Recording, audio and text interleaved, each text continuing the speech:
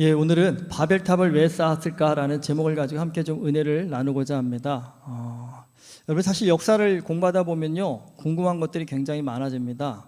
히틀러가 유대인들을 엄청나게 많이 학살을 했는지, 사실 학살했다는 건 알지만 왜 그렇게 학살했는지에 대해서 좀 궁금하시지 않으시나요? 그리고 또 무엇보다 독일인은 지금도 유럽에서 굉장히 똑똑한 그런 사람들로 알려져 있는데, 그 똑똑하다는 독일인들이 왜 그렇게까지 히틀러에게 열광을 하면서 그 참혹한 전쟁을 벌였는가, 이런 것도 또 역사를 보다 보면 굉장히 궁금해집니다. 제가 어제 부탁을 좀 드렸는데 오늘 참고 영상으로 좀 보고 오시라고 영화 하나 부탁드렸는데 보고 오셨습니까? 다들 너무 바쁘신 것 같은데 저도 이 영화를 독일에서 만들었다고 하고, 독일 그 히틀러의 비서였던 사람이 고증을 해가지고 거의 실화를 바탕으로 한 것처럼 만든 그런 영화라고 합니다. 그러니까 히틀러의 최후의 열흘을 다룬 영화인데, 뭐 이 영화를 보면서 여러 가지 생각이 들었지만 저는 좀 깜짝 놀랐던 게 어린 아이들이 나오지 않습니까? 청소년들이요.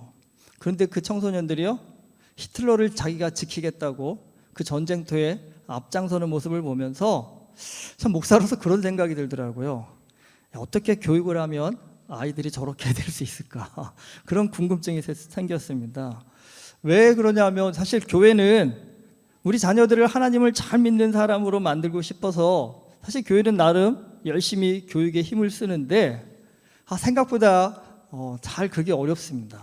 그러니까 세상에 나가면 이단이나 그런 어떤 전체주의나 이런 거에는 세뇌가 참 잘 당하는데, 왜 하나님을 믿는 이 일에 대해서는 아이들한테 이렇게 마음에 잘 심겨지지 않을까? 그러니까 가만히 그래서 좀 연구를 좀 해서 히틀러가 어떻게 교육을 했길래 저 어린 아이들이 정말 히틀러를 지키겠다고 전쟁터에 나서는 그런 일을 할 수 있었을까? 네, 여러분 가만히 생각해 보니까 이단도 그렇고 전체주의도 그렇고 답은 간단한 것 같아요. 미쳐서 그런 것 같습니다. 이게 미치지 않고는 정상적인 사고를 한 사람은 이럴 수가 없습니다. 많은 역사학자는요 2차 세계전 당시 독일은 이 집단 광기의 시대였다고 그렇게 표현을 하고 있습니다. 그러니까 나라 전체가 미쳤다라는 말입니다. 그런데 여러분 미치는 데는 다 이유가 있겠죠. 그 나름 좀 공부를 해보니까, 역사를 해보니까 독일이요 이 영국과 프랑스로부터요 당한 게 굉장히 많더라고요. 여러분 우리도 일본이나 중국한테 당한 게 많으니까 한국 사람들 하면 이 정서를 표현하면 한이라는 정서를 표현하잖아요. 한이 맺혀 있다라고 하는데, 뭐 독일 사람들도 당연히 맺힌 게 많아서 한이 맺혔습니다. 근데 여러분 한이 맺히게 되면 사람들은 언제나 뭘 꿈꿉니까? 복수를 꿈꿉니다. 언젠가는 되갚아 줄 거라고요. 그런데 여러분 내 힘으로는 안 되는데, 내 힘으로 안 되는 그 복수가 어느 날 누군가가 나타나서 가능케 만들어준다면 그 사람에게 대해서요 당연히 추종할 수밖에 없겠죠. 그러니까 독일인들의 마음에 맺혀있던 이 한을 가능히 풀어주는 그 일을 누가 했냐면 히틀러가 한 겁니다. 그러니까 히틀러라는 사람이 굉장히 탁월한 연설자라고 합니다. 그러니까 그의 연설을 육성으로도 남아있어서 저도 들어봤는데 굉장히 감정적이고 감성적이고, 그 뭐 들으면 정말 피가 불끈불끈 솟아오를 정도의 그런 감정적인 능력을 갖고 있습니다. 그러니까 사람들의 마음을 좀 흥분케 하는 힘을 가지고 있습니다. 그리고 무엇보다도 인간의 욕망을 자극하는 그런 연설을 굉장히 잘했다고 합니다. 그러니까 항상 유럽 사회에서 피해자였던 독일이 세상을 지배하는 그런 시대를 만들자고 했다고 합니다. 사실 독일이 소련과도 또 전쟁을 벌이잖아요. 이 독소 전쟁이라고 하는데 이게 인류 역사상 단일 전쟁으로는 가장 많은 피해자를 남긴 그런 엄청난 전쟁이었다고 합니다. 그런데 여기에 대해서 기록에 보니까 이 독일에서 소련과 전쟁을 위해서 굉장히 많은 독일 병사들이 열차를 타고 소련으로 이동을 했는데, 이동을 하려면 지금 전쟁 중인 그 우크라이나의 곡창지대를 지나가게 됐다고 합니다. 그런데 그 곡창지대를 지나가다 보면 우크라이나 사람들이 그 농장에서 막 일하고 있지 않습니까? 그럴 때 독일 병사들이 그들을 향해서 환호의 박수를 보냈다고 합니다. 왜요? 이 전쟁이 끝나면 저 농장이요 다 내 거가 될 거라고. 그러니까 자기들끼리 여기서부터 저기까지는 내 거, 여기서 저기까지는 네 거 해 뭐 하면서 그렇게 웃으면서 갔다고 합니다. 여러분 나만을 놓고 생각하면 이거 얼마나 좋은 세상입니까? 하지만 우리가 역사를 조금만 공부해 보면요 그런 세상이 되면 어떤 일이 벌어질까요? 이런 세상이 되면 곳곳에서 전쟁이 끊어지지가 않습니다. 진짜 하루도 조용히 살 수가 없습니다. 수많은 사람들이 전쟁으로 날마다 죽어나갈 겁니다. 여러분 솔직한 심적으로 내가 농사짓고 있던 땅에 어느 날 갑자기 누가 나타나서요, 이제부터 내가 네 주인이다 라고 한다면 여기에 계시는 분들 중에 누구라도 알겠습니다 하고 수긍하시겠습니까? 솔직한 심적으로 뭐 죽기 아니면 정말 까무러치기라고 죽음을 각오하고 싸우지 않겠습니까? 억울한 일을 당하다 보면 우린 누구나 다 똑같이 되갚아주자 그런 마음을 갖게 됩니다. 그리고 그들 것을 빼앗아 부자가 되자라는 그런 마음을 갖게 됩니다. 근데 여러분 그렇게 되면요, 이건 모두가 망하는 길입니다. 그런데 중요한 건 이 억울한 감정에 휘말린 사람은 이성적인 그런 판단이 굉장히 어려워집니다. 그러니까 굉장히 감정이 꽉 차 있는 상황에서 누군가가 정말 바람이 꽉 들어가 있는 풍선에 바늘 하나 찌르면 터져버리는 것처럼 그런 감정 상태가 되다 보니까요, 그 감정을 자극하는 누군가에게 쉽게 넘어가게 됩니다. 히틀러가 그런 사람이었습니다. 히틀러가 이 일을 가능하기 위해서요, 이 독일 민족들에게서 굉장히 큰 의미를 부여하기 시작합니다. 독일인들이 탁월한 유전자를 가진 민족이라는 겁니다. 그러니까 이 탁월한 유전자를 가지고 우리만 잘 먹고 잘 살 수 있냐라는 겁니다. 우리가 세상을요 구원해야 한다라는 그런 시대적 역사적 사명을 가졌다라는 겁니다. 그러니까 독일인들이 보기에요, 맨날 우리가 당하고 살았는데 이제는 우리가 세상을 좀 구원해줘야 될 그런 위치네라는 자부심을 갖게 되었고요. 제일 큰 문제는 사실은 이런 얘기를 하면 그래도 누군가는 이거 제정신 아니다. 정신 똑바로 차려야 된다. 이거 맞는 말 아니다라고 누군가는 지적을 해줘야 되는데, 사실 여러분 그 지적을 해줄 수 있는 가장 좋은 것, 가장 큰 사명을 가진 곳이 어딜까요? 교회 아닐까요? 그런데 문제는 이 시대에는 독일 교회도요, 히틀러에게 같이 미쳐 돌아갔습니다. 오히려 독일 교회 지도자들이 앞장서 가지고요, 히틀러가요 이 시대를 위해서 하나님이 우리에게 보내신 메시아라고 그렇게까지 독일 교회가 히틀러의 위상을 만들어줬습니다.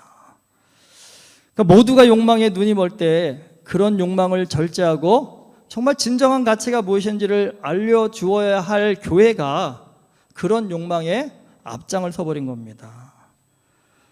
잘 믿어야 정말 잘 살 수 있습니다. 여러분 믿음 말고요, 인간의 욕망을 절제할 수 있는 방법 저는 없다고 생각합니다. 그런데 여러분 히틀러의 시대에만 이런 집단 광기가 있었을까요? 그렇지 않습니다. 지난주에요, 한국의 한 건설사의 광고가 이 논란이 되어가지고요, 이게 뉴스에까지 나왔습니다. 서울 강남에 고급 주상 복합 아파트 분양 광고를 내는데요, 건설사가 이런 광고 문구를 냈다고 합니다. 그거 좀 띄워줘 볼래요? 왼쪽. 여러분은 저 문구가 어떻게 와닿으시나요? 보니까 강남 아주 비싼 반포동이라고 요지의 땅에 주상복합 아파트를 짓는다고 합니다. 굉장히 럭셔리한 그런 아파트를 짓는다고 합니다. 평등하지 않은 세상을 꿈꾸는 그런 당신에게 바치는 그런 아파트가 되겠다고 합니다. 참 저걸 보는데 제 마음으로 그러더라고요. 한국이 점점 돈으로 계급 사회가 되어가고 하는 생각이 들었습니다. 이미 초등학교에서는요, 아이들도요 자기 집 몇 평짜리 아파트에 사느냐에 따라서 친구를 따로 사귄다고 합니다. 그러니까 아파트가 계급이 되었습니다. 저거 말고도 각 나라별로 사람들이 인생에서 중요하게 생각하는 것이 무엇인지를 설문조사한 그런 표가 있다고 합니다. 모든 나라들이 인생에서 가장 중요한 거 1위로 꼽은 게 뭐냐면 가족이었습니다. 그런데 한국 사람만 1위로 뭘 꼽았냐면요, 물질적 풍요가 인생에서 가장 중요하다라고 꼽았답니다. 그리고 2위가 건강이고요, 3위가 가족이었습니다. 그러니까 여러분 이것만 봐도 이 정도면 한국도요 정말 돈에 미친 집단 광기의 시대에 빠진 것이 아닌가라는 그런 생각이 듭니다. 근데 여러분 성경에도요 집단 광기의 시대가 나옵니다. 우리가 오늘 말씀에서 보면 바벨탑이 바로 그런 시대입니다. 홍수 심판 이후에 노아와 그의 가족들을 통해서 인류가 다시 번성을 합니다. 이 방주에서 나온 노아와 그의 가족을 향해서 하나님은요, 너희는 생육하고 번성하며 땅에 가득하여 그 중에서 번성하라고 하셨습니다. 그러니까 그 말씀대로 노아의 세 아들 셈, 함, 야벳은 각각 흩어져서 살기 시작합니다. 야벳은요, 지금의 유럽 쪽으로 갔고요, 함은 북아프리카와 중동으로 갔고, 셈은 중동과 아시아로 갔습니다. 정말 세상은 넓고요, 그리고 또 무엇보다 비어 있었습니다. 골고루 흩어져 살면 정말 모두가 잘 살 수 있는 그런 시대였습니다. 그런데 이들이 이동하다 보니까요, 살기 좋은 곳을 만나게 됩니다. 성경 말씀과 신할평지라고 나옵니다. 여기가 어디냐면 인류 문명이 처음으로 시작되었다라는 메소포타미아 지역입니다. 근데 이 메소포타미아 지역은 티그리스 강과 유프라데스 강 사이에 아주 비옥한 땅이었습니다. 그런데 창세기 10장 10절에 보면요, 이곳은요, 함의 후손인 니므롯의 땅이셨습니다. 그러니까 니므롯은 함의 손자였습니다. 그런데 니므롯은 용감한 사냥꾼으로 성경이 표현합니다. 그러니까 용감한 사냥꾼, 그러니까 여러분 뭐 총 들고 화살 들고 다니면서 짐승 잡으러 다니는 사람이라고 생각하실 텐데 그런 의미가 아닙니다. 용감한 사냥꾼이라는 것은 탁월한 능력자라는 생각입니다. 그러니까 탁월한 능력자로 여러분 인류 역사상 처음으로 나라를 세운 사람, 그 사람이 니므롯입니다. 그러니까 이제까지 사람들은 왕이란 개념도 없었고 계급이란 개념도 없이 너와 나와 그냥 평등하게 흩어져서 살던 시대였는데 그 사람들을 규합해서 오늘부터 내가 너의 왕이고 너는 내 말에 충성해야 되고 너희들은 세금도 내야 되고 내 말에 따라서 행동해야 된다라는 이런 국가의 체제를 처음 만든 사람이 니므롯입니다. 근데 여러분, 아무나 그런 일 한다고 누가 말 듣겠습니까? 그러니까 그런 일을 가능케 했다는 얘기는 사람들을 억압할 수 있는 힘이 있었다는 얘기고 사람들이 그 말에 따르게 할 만한 능력이 있었다는 겁니다. 그래서 용감한 사냥꾼이라고 그걸 표현한 겁니다.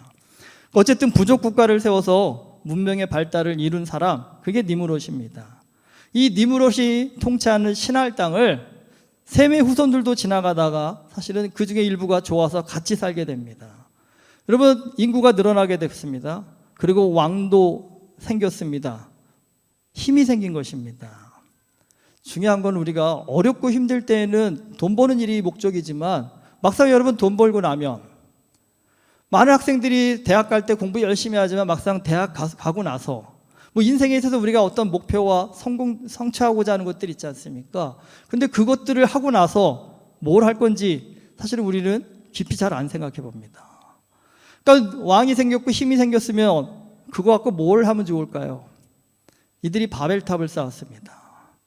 건물을 왜 높게 올리겠습니까? 좁은 지역에 많은 사람이 살고 싶어 할 때 건물이 높아집니다. 그런데 말씀드렸듯이 이 시대는요, 굳이 몰려 살지 않아도요, 살 수 있는 넓은 땅이 널려 있었습니다. 그러면 바꿔 말해서 굳이 왜 고생스럽게 높은 탑을 쌓았을까요? 오늘 말씀 4절에 보면 성읍과 탑을 건설하여 그 탑 꼭대기를 하늘에 닿게 하여 우리 이름을 내고 온 지면에 흩어짐을 면하자라고 나옵니다. 바벨탑을 쌓은 첫 번째 이유, 우리 이름을 내기 위함입니다. 이건 무슨 말이냐면 자신들의 명예를 드높이자라는 겁니다. 쉽게 말씀드리면 내가 잘났다는 것을 알아달라는 것입니다. 굳이 우리도 이렇게 가만 보시면 성향이 좀 있으시죠? 좀 나를 드러내기를 좀 좋아하는 스타일들이 있으시잖아요. 나 좀 알아봐 달라고, 나 이렇게 잘난 사람이라고 그렇게 말하고 싶어하는 성향들이 좀 있으시죠, 가끔. 왜 그럴까요, 여러분? 근데 여러분 심리학자들이 다 이건 동의하는 겁니다. 나를 알아달라고 할수록 내면이 어떤 거예요? 허한 겁니다. 내면이 꽉 차면 굳이 다른 사람에게 나 알아달라고 얘기 안 한답니다. 그렇다 한다면 함의 후손들이 이 니므롯이 굳이 바벨탑을 쌓아서 이름을 내기를 원했다는 얘기는 무엇입니까? 우리 좀 알아봐 달라는 의미입니다. 왜 그랬을까요? 여러분, 지난주에 함과 그의 아들 가나안이요, 포도주를 마시고 취해 벌거벗고 자던 아버지 노아의 허물을 덮어주지 않아서 저주를 받았습니다. 근데 여러분, 그 저주받은 함의 후손인 니므롯이요, 지금 신할 땅을 통치하고 있습니다. 그러니까 우리는 저주하면 엄청난 뭔가 재앙이 내려가지고 정말 어렵게 살 거라고 생각하는데, 저주받았는데 지금 셈, 함, 야벳 후손 중에 누가 제일 잘 살고 있어요? 누가 제일 잘 나가요? 함의 후손 니므롯이 제일 잘 살고 잘 나가고 있습니다. 저주받았는데 잘 살고 있습니다. 이 상황을 어떻게 받아들여야 될까요? 사실 이건 두 가지 관점으로 볼 수가 있습니다. 첫 번째는요, 하나님이 우리를 저주했지만 우리 이렇게 잘 살고 있다라고 이 관점, 이 상황을 바라볼 수 있고요. 반면에 또 한편 반대로 보면요, 저주받은 우리에게 하나님께서 이렇게 은혜를 주셨다라고 그렇게 바라볼 수 있습니다. 근데 니므롯은요, 전자의 관점이었습니다. 그러니까 어떤 성경학자는 그렇게 표현하더라고요. 이 니므롯의 후손들은 저주 콤플렉스가 있었다고요. 니네는 하나님으로부터 저주받은 민족이다라고 그런 콤플렉스가 있는데, 콤플렉스가 있으면 어떻게 됩니까? 벗어나고 싶어서, 아니라고 증명하고 싶어서 뭔가 더 애를 쓰고 기를 쓰게 되지 않겠습니까? 그러니까 그 애를 쓰고 기를 쓰는 방법이 뭐겠습니까? 그러니까 인간적인 판단으로 여러분, 저주받았으니까 지지리궁상 가난하게 살아야 된다라는 게 인간적 상식 아니겠습니까? 이거를 뒤엎을 수 있는 가장 좋은 방법은요, 누구보다도 화려하고 누구보다도 멋지고 다른 사람들은 꿈도 꿀 수 없는 그런 여러분 높은 탑을 쌓았고, 봤지? 우리 저주받았지만 우리 이렇게 잘 살아. 이게 이 니므롯의 마음이었다는 겁니다. 그러니까 여러분, 굳이 안 쌓아도 될 바벨탑을요, 세워가지고 자신의 위엄을 과시하려고 한 것입니다. 여러분, 비싼 아파트에 산다고 그 인생이 비싸게 보일까요? 여러분, 비싼 아파트 산다고 자랑하는데 그게 부러우시다 한다면 회개하셔야 됩니다. 진짜 우리가 주님을 만난 사람이라 한다면, 진짜 우리가 예수 그리스도 안에 있는 사람이라 한다면, 여러분, 그 사람이 부러운 것이 아니라 어떻게 보이셔야 돼요? 불쌍하게 보이셔야 됩니다. 불쌍하게. 정말 인생에서도 아무것도 아닌 저걸 가지고 저게 자신의 인생에 뭐라도 되느냐 자랑하는 그 인생, 그 마음이 얼마나 공허하길래, 그 마음이 얼마나 허하길래 저럴까라며 여러분, 그를 위해서 기도해 줄 수 있으셔야 됩니다. 어리석을수록 겉모습을 치장합니다. 미련할수록 화려한 것을 좋아합니다. 여러분, 비싼 아파트에 살면서 나는 너와 다르다라는 이런 계급의식을 가지고 자기 잘난 맛에 살게 되면 사실 그 사회가 어떻게 될까요? 그 사회는 결국 갈등이 커지고요, 살기 힘든 곳이 됩니다. 바벨탑을 만든 두 번째 이유, 흩어짐을 멸하는 것입니다. 생각해 보십시오. 먹고 살 만한 땅이 널려 있는데 왜 안 흩어지려고 하는 것일까요? 한번 이렇게 생각해 보시죠. 지금 흩어지면 가장 아쉬운 사람이 누구일까요? 왕인 니므롯입니다. 왕은요, 모여 있어야 통치하기가 쉽습니다. 그런데 니므롯을 비롯한 함의 후손들은요, 저주 콤플렉스가 있었습니다. 니므롯은 그런 함의 후손들을 향해서 뭐라고요? 우리가 더 화려하고 더 멋있고 더 잘 살아서 저주가 아무것도 아닌 것을 보여주자. 사람들 마음이 어땠을까요? 여러분, 솔직히 심정으로 우리도 다, 이런 표현이 좀 그렇지만, 은혜교회 나가 있는 너희들은 다 하나님의 저주받은 백성이야 그러면 은혜교회 여러분 가슴 펴고 오시겠어요? 떳떳하게 오시겠어요? 아니면 올 때마다 왠지 고개 떨구고 나는 왠지 죄인인 양 그런 마음으로 오시겠습니까? 그런데 여러분, 그런 우리를 향해서 저주 아무것도 아니다, 오히려 축복받았다라는 저 다른 교회보다 우리가 더 잘 살 수 있다, 더 멋있을 수 있다, 누군가가 그런 마음을 우리에게 불러넣어준다 한다면 여러분, 마음이 어떻겠어요? 한번 우리도 본때를 보여주자, 우리도 한번 자랑해보자 라며 정말 집단 광기에 빠질 수 있지 않을까요? 흩어지지 않는다는 것은 우리끼리만 잘 살자는 뜻입니다. 여러분, 어리석은 부자들은 비싼 동네를 떠나려고 하지 않습니다. 경제학자가 얘기하더라고요. 이미 서울 강남은요, 실버타운이 돼가고 있답니다. 너무 비싸서 젊은 사람들이 들어올 수가 없다 보니까 노인 인구가 점점 많아지고 있답니다. 솔직한 심정으로 우리가 지금 그런데 좋은데 사셨으면 좀 나이가 들어가실수록 좀 젊은 세대한테 양보하고 좀 나는 좀 한적한 곳에 가셔야지, 이런 마음 가질 수 있으면 어떨까요? 근데 많은 분들이 그곳을 떠나면 망한다고 생각합니다. 지금 한국의 베이비 세대들이 은퇴하면서요, 여러분 요즘 그 뉴스나 유튜브 한번 보십시오. 은퇴 자금 얼마나 필요한가, 이런 거에 대한 내용들이 얼마나 많이 나오는지 모릅니다.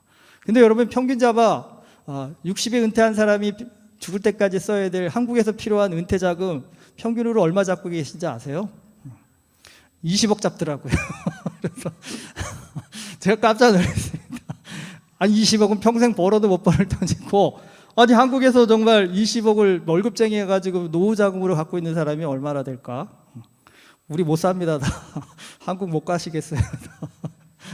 말도 안 되는 얘기죠. 근데 솔직히 한심적으로 저는 20억? 단순 계산을 해봤거든요. 저도요. 1년에 1억씩만 써도 20년 쓰는 거거든요. 그럼 60에서 그러면 80까지 1억씩 쓰고, 1년에 1억씩이면 얼마나 정말 럭셔리하게 살까 싶은 생각이 들었거든요. 근데 왜 그렇게 돈이 많이 필요할까? 그런 의문이 들더라고요. 근데 이런 불안감을 계속적으로 사람들한테 주입하고 있더라고요.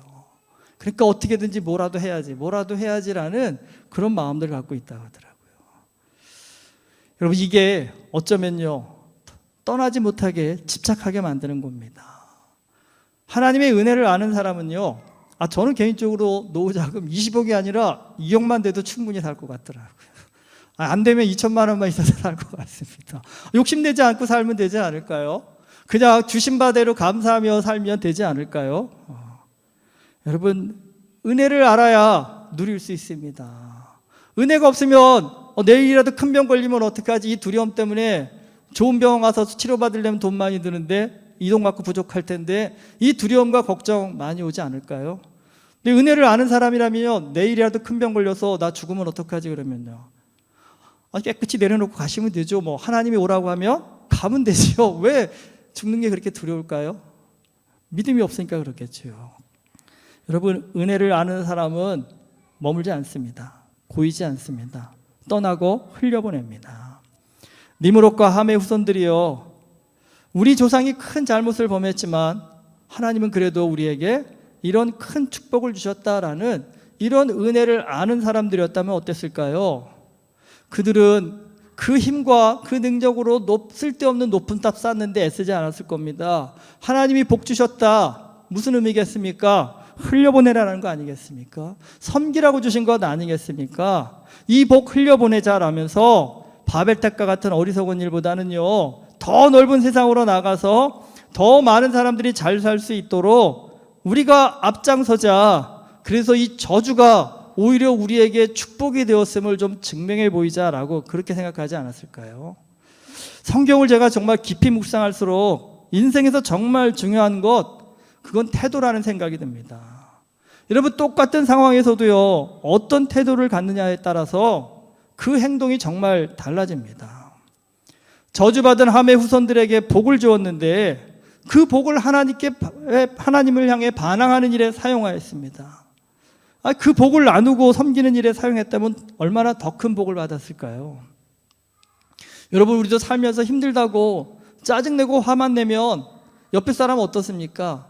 힘든 거는 이해는 되지만 마음으로 도와주고 싶지 않습니다. 힘들어도 여러분 묵묵히 인내하면서 정말 조용히 감당하는 걸 보면요, 없는 마음도 생겨가지고요, 정말 저 사람이 일어날 수 있도록 최선을 다해 도와주고 싶은 게 사람의 마음입니다. 여러분, 부자라고, 나 돈 많다라고, 나 비싼 거 갖고 다닌다라고 뽐내고 자랑하면 솔직히 우리 누구나 다 어떤 마음 드십니까? 야, 너 얼마나 더 잘 사나 보자. 뭐 이런 마음 가지면 안 되겠지만 그래도 그런 마음이 먼저 드시지 않아요? 근데 여러분, 잘 사는데도 티내지 않고요, 오히려 그 잘 삶을 가지고요, 조용히 누군가를 돕고 섬기는 그런 부자가 된다면 솔직히 우리 마음이 어떻습니까? 하나님, 저 사람은 더 부자 돼야 될 것 같습니다. 더 좋은 일 하게 해요 라고 오히려 그 사람을 위해서 축복하지 않을까요? 믿음, 별거 아닌 것 같지만 여러분, 믿음은 우리의 삶에 아주 굉장히 중요한 요소입니다. 인생을 살아가면서 바른 태도를 가지는 것, 그건 우리의 삶을 행복하게 만들고 능력 있게 만드는 가장 중요한 요소입니다. 그런데 그 바른 태도를 가질 수 있게 만드는 것, 그게 믿음입니다. 사실 우리가 바른 태도를 가지면요, 엉뚱한 곳에 엉뚱한 사람한테 마음 뺏기지 않고요, 하나님이 기뻐하시는 일에 집중할 수 있게 됩니다. 여러분, 어느 나라든 어느 집단이든 집단 관계에 휘말리면 그 결국은요, 결국 파멸입니다. 근데 여러분, 그 집단 관계를 막을 수 있는 유일한 힘이 무엇일까요? 그게 믿음입니다. 믿음을 가져야만 모두가 바벨탑과 같은 미친 짓을 할 때 뭐라고 외쳐요? 올라가지 말고 흩어지자라는 겁니다. 수직적 삶이 하나님을 위한 삶이 아니라 수평적인 삶이 하나님의 삶이다. 이게 사는 기다라고 모든 사람이 미쳐가지고 바벨탑을 쌓을 때 우리는요, 더 넓은 세상으로 나아가자라고 말할 수 있는 사람이 되고 또 그렇게 살 수 있는 사람이 됩니다. 오늘날 한국이 왜 이렇게 돈에 미친 사회가 됐을까? 가만히 생각해 보면 뭐 그런 이유가 있죠. 한국 사회에서 하는 말 있잖아요. 공부만 잘하면 돼. 돈만 많으면 돼. 여자분들이 그러죠. 얼굴만 예쁘면 모든 게 용서된다고요. 이게 정말 얼마나 말도 안 되는 얘기입니까? 여러분, 정말 공부만 잘하면 되고 돈만 많으면 되고 얼굴만 예쁘면 될까요? 이게 오늘 우리 눈에는 보이지 않지만 우리 시대가 쌓고 있는 바벨탑이 아닌가 하는 생각이 듭니다. 가만히 우리 자신한테도 한번 돌아보시면 어떨까요? 나도 어리석은 이런 바벨탑을 쌓는 일에 좀 동참하고 있지는 않나? 거기에 좀 벽돌 한 장이라도 던져가지고 나도 어떻게 좀 올라가 보고자 하는 그런 마음을 갖고 있지는 않나? 그런 생각 한번 좀 우리 점검해 보면 어떨까요? 흩어져 섬기는 삶을 살라고 하나님이 복을 주셨는데 그 복을 바벨탑 쌓는 일에 허비한 니므롯과 함의 자손들의 삶을 통해서 우리는요, 진짜 하나님 앞에 복 받는 길이 어디에 있는지를 다시 한번 점검해 보셔야 됩니다. 여러분, 많은 것을, 높은 것을 취하시기보다는요, 나눌 수 있는, 섬길 수 있는, 흩어질 수 있는 믿음의 용기와 결단이 필요합니다. 여러분, 그러기 위해서 더 선교하는 삶, 더 섬기는 삶을 살기 위해서 우리 자신의 생각과 가치를요, 하나님께 맞출 수 있는 믿음의 결단과 용기가 굉장히 필요한 시대입니다. 여러분, 이 시대에 그런 집단 관계에 휘말리지 않고 그것을 거슬러 올라간다는 것 쉬운 일은 아닙니다. 하지만 우리가 하나님께 초점을 맞추고 진정으로 사는 길이 어디에 있는지, 진정으로 복받는 길이 어디에 있는지, 진정으로 능력 있는 삶의 길이 어디에 있는지를 말씀 가운데 끊임없이 간구하고 기도하고 찾는다고 한다면 우리는 어리석은 바벨탑을 쌓다가 무너져버린 이 니므롯과 함 자손들의 삶이 아니라 하나님이 주신 복을 흩어져서 누리며 살아가는 복된 인생이 될 줄 믿습니다. 여러분, 이 바벨탑을 통해서 내가 가야 할 하나님 나라의 지경이 어디인지를 한번 점검해 보시고 올라가기보다는 흩어지기를 선택할 수 있는 우리 모두가 되기를 주님의 이름으로 축원합니다. 기도하시겠습니다. 하나님 아버지, 세상은 참 헛된 것으로 우리의 마음을 유혹합니다. 그런데 참 안타깝게도 우리가 그 유혹에 쉽게 잘 넘어갑니다. 아무것도 아닌 것에, 하나님 앞에 서게 되면 별것도 아닌 것에 인생의 목숨을 걸고 삽니다. 하나님, 그 어리석음을 막을 수 있는 유일한 길, 믿음입니다. 하나님을 바르게 믿고 하나님의 말씀을 바르게 깨달아서 참된 것이 무엇인지를 볼 수 있는 영적 분별력을 가질 때 우리는 어리석은 바벨탑을 쌓는 자가 아니라 하나님께서 우리에게 주시는 그 복을 누리며 살아가는 하나님 믿음의 삶을 살게 되는 줄 믿습니다. 오늘 우리에게 지혜와 총명과 능력을 허락하여 주시옵시사 참된 하나님 나라의 진리를 깨달아 알아 이 땅 가운데 그 진리를 나누고 섬기며 사는 일에 힘쓸 수 있는 하나님의 자녀 될 수 있도록 성령의 능력 허락하여 주시옵소서. 예수 그리스도 이름으로 기도드립니다. 아멘.